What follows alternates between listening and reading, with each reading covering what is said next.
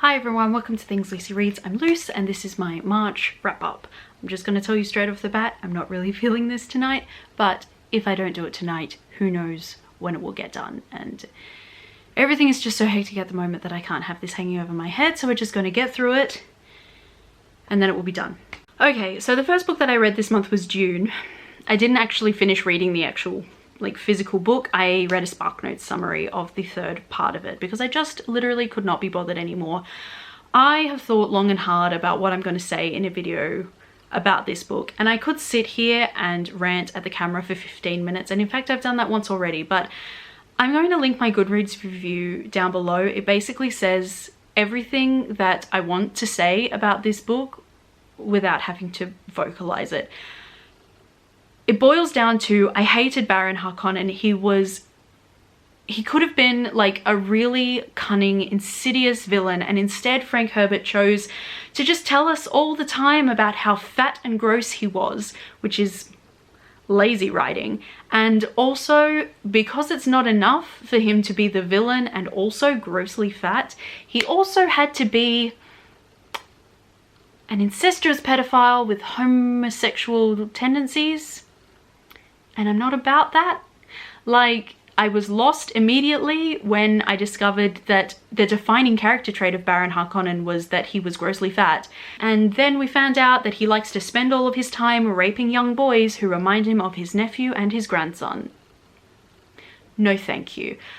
I think that Paul also is just a very boring protagonist. This story would have been much more compelling from the perspective of literally anyone else. I cared much more about Leto Atreides and Jessica and the Bene Gesserit in general and Chani than I did about Paul, and I would have much rather have followed literally any of them other than Paul. Because maybe the bigger picture of what Frank Herbert is trying to do in this series makes it worth its place in science fiction canon. I don't think Dune itself as a book is all that incredible. I like what Frank Herbert is saying about ecology and environmentalism and not stripping a planet of all the resources it has and then leaving it. If only more people had listened to him in that respect. But ultimately, this book just did nothing for me, and I would have enjoyed this story more if I'd just seen the movie and therefore wasn't told all the things that I hated about Baron Harkonnen, or if I'd read it as a graphic novel, which would have made some of those things into less of an issue for me. I might pick up other books in the Dune series just because I'm trying to understand what it is that people are drawn to so much about this, because I just really don't understand from this book itself. But ultimately I gave this 2 out of 5 stars. I really didn't enjoy it. It's not it for me. And I say this in my Goodreads review, but I'm going to say it again. Do not come into my comments and tell me that this book is a product of its time, as if that can be used to excuse or justify anything that it does. Writing at the same time as him are Ursula K. Le Guin and Octavia Butler, so you cannot say that Dune is indicative of all books of its time, because Ursula K. Le Guin and Octavia Butler were writing at the same time, and are there books like this? I don't think so. So one of my friends on Instagram has said that they've had this book recommended to them as classic sci-fi with queer rep on the basis of Baron Harkonnen, apparently, because there's no other gay people in this book. So if you have ever recommended this to a queer person as classic sci-fi with queer rep, then from the bottom of my heart, sincerely, fuck you. What the fuck is wrong with you? The next book that I finished was Down the Hume by Peter Polites.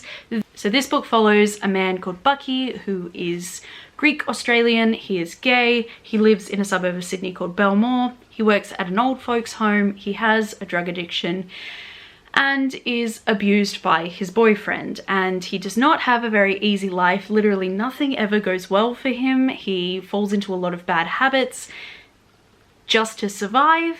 And just when you think things are looking up for him in the narrative, it all goes just even more to shit. Even though this is a very harrowing, dark, upsetting story, I really liked Bucky and I thought his narration was engaging, and I was kind of watching with horror at the choices that he made and the things that were happening to him, but rooting for him all the same. And I was just absolutely gutted when I thought that things were finally going to go his way and then they didn't. And I ultimately haven't rated this book because the rating I would give it is a 3 out of 5, but that undersells how much I appreciated having read this book. Like to say I enjoyed reading it or that I enjoyed it as a story feels wrong to say because it's not enjoyable or happy or satisfying in any way, but I did enjoy the time I spent with this book. But it would be a 3, but then that undersells how much I did enjoy my time. But to give it a 4 or 5 would then, I feel like it then kind of implies that it was in any way groundbreaking for me, and it just wasn't. So all I can really say to you is that I think this book is definitely worth reading. I enjoyed the time I spent with it. Will I read it again? I don't know, but I think I will be thinking about it for a very long time. That's all I can really tell you about this book. I can't give you a star rating because even I don't know. And then on the slightly less terrible coach ride back home, the coach ride to Sydney was diabolical. Let's not talk about it. I decided to listen to a couple of Murderbot audiobooks. Originally, I was thinking I could pass the entire trip just by listening to all of the Murderbot audiobooks, one after the other. I didn't end up doing that. But after dinner, they got to a point where I had to be like concentrating on something because it was getting dark and I couldn't just look at the scenery. I had to like kind of keep myself alert and awake because sleeping was acutely uncomfortable. So I decided that I would just pick up a couple of Murderbot audiobooks, and I started with Exit Strategy by Martha Wells. Partway through this one, I realized that I wouldn't have time to get through 2 whole audiobooks, and I did consider putting this down and just picking up the next one, but then ultimately I stuck through with this one. I did reread this series at the beginning of last year, and this was the one from that reread that I remembered things about the least. Even though it was the 3rd time that I'd read it, it just didn't stick very much in my brain. So I listened to it again, really adored it, gave it 5 stars. This is the one where the initial plotline kind of comes full circle and Murderbot is reunited with the characters from All Systems Red. And my favorite part of these books is Murderbot's dynamic with those characters. So I just really enjoyed this. Dr. Mensah comes back into it, and we love Dr. Mensah in this house. So it was just really enjoyable, even though the whole time I was sitting there thinking I could be listening to Fugitive Telemetry instead. But I just stuck this one out anyway. Anyway, I did really enjoy it, love the series, and then I started listening to Fugitive Telemetry when I finished Exit Strategy. Obviously did not finish it, but then I finished it after we came back when I was at home. I think that this one is my favorite of the novellas of this series. My favorite book overall is definitely Network Effect, but of the novellas, this one is my favorite. This one takes place on Preservation Station. Again, Dr. Mensah is in it. Most of the characters from All Systems Red pop up again. Scenes that Murderbot shares with Ratty and Garathan especially, I just really enjoy. Actually, there was one in here as well with Garathan. Murderbot was coming back online after being injured essentially, trying to recalibrate its memory, and Garathan was there, and it like the narration goes like Murderbot's thinking, oh, that's Garathan, I don't like him, and then it says out loud, I don't like you, and Garathan goes, I know, and then he says something like, I'm going to mark your cognitive ability down at 55%, and Murderbot goes, fuck you, and Garathan goes, make that 75 or something. It truly iconic. I just loved it. Those weren't the exact numbers, but that's the general gist of it. I just adore it, and I hope in other books in this series we get that relationship developed even more, like this very reluctant, slightly antagonistic friendship between Murderbot and Garathan. I just honestly live for it. This one is essentially a murder mystery. This dead body shows up on Preservation Station. Generally murders don't happen on Preservation, so Murderbot must team up with the station security to figure it out, and all the while Murderbot hates having to work with humans. All of the humans are suspicious of Murderbot, and it's honestly just such a good time, and I just really love it. This got 5 stars from me as well. It's also the 3rd time that I've read this. It was just great, and I really enjoyed it, and it really kind of just improved what had been just a pretty average travel experience overall. And then the next book that I read was a little novella that I read on Kindle called The Terracotta Bride by Zen Cho. I don't believe that this is available like on its own anymore, but I think it's in the collection called Spirits Abroad. This is about this girl who dies very young, and she gets to the afterlife and initially connects with one of her uncles, who then marries her off to this other rich guy as his second wife because he's having marital issues with his first wife. And it's not super like happy, but she gets by. And she's kind of sheltered, doesn't really know much about things. And then her husband marries this other woman, except she's made of terracotta and she's not real. And depending on your definition of the word real. And then what follows is this really kind of philosophical conversation on what constitutes life and someone being real and someone being a person, and the ethics and morality of this, and how it has the potential to change the entire world order. And for such a short book, there was so much packed into it, and I was honestly just so impressed. And I wish it was longer, not because I think it needed to be. I think that this novella wants for nothing and it's perfect exactly the way it is, but I just wished that I could have spent more time within this universe, because I was just so engaged and I was so like drawn in, and like I would have gladly spent time in that universe for 600 pages or more, and unfortunately I only got a very small percentage of that. But it was really, really good, and I'm hoping to pick up the whole collection and to just experience more of Zen Cho's short stories. I've had pretty good success with everything of hers that I've read so far.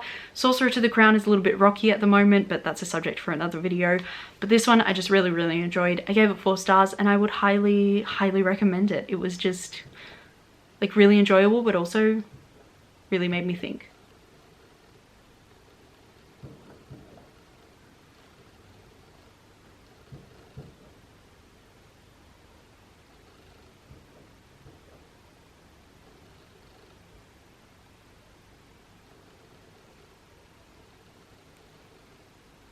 You ever hear a sound and you don't know if it's fireworks or gunshots?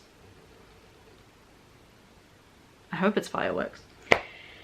Anyway, and then the last book that I finished in the month of March is My Sister the Serial Killer by Oyinkan Braithwaite, which I ended up like absolutely loving. I said in my review that I didn't know if this was the kind of book that I would be into. Turns out I absolutely am. Or maybe it's just this one. The writing is sparse, and the details that we get of a lot of the characters are like very brief, and like rooms and stuff, very brief. But even through like very spare prose, the picture that is painted is so vibrant and so nuanced, and Braithwaite does so much with so few words that it was honestly just incredible to read. The description everyone gives of this book is that the main character is called Kuredi. Her sister Ayoola kills all of her boyfriends, and then Kuredi must go and clean up after these murders and cover them up so that Ayoola doesn't get arrested. And then Ayoola starts dating the man that Kuredi is in love with, and that causes conflict.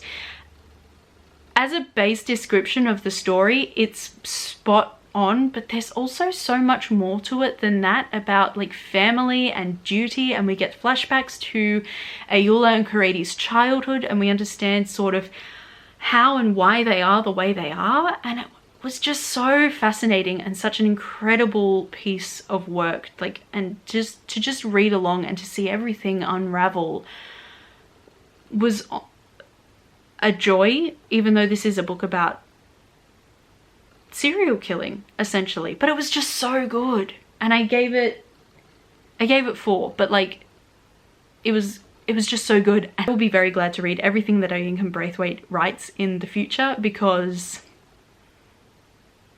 this was so great, and I'm really glad that I picked it up and that I gave it a chance, because I thoroughly enjoyed it. It was fantastic. Those are all of the books that I read in the month of March, with the exception of June. If you've read any of these and you would like to let me know what you thought of them, please feel free to do that down below. If you just want to let me know that you were here, leave me the knife emoji. Other than that, thank you very much for watching, and I will see you in my next video. Bye for now.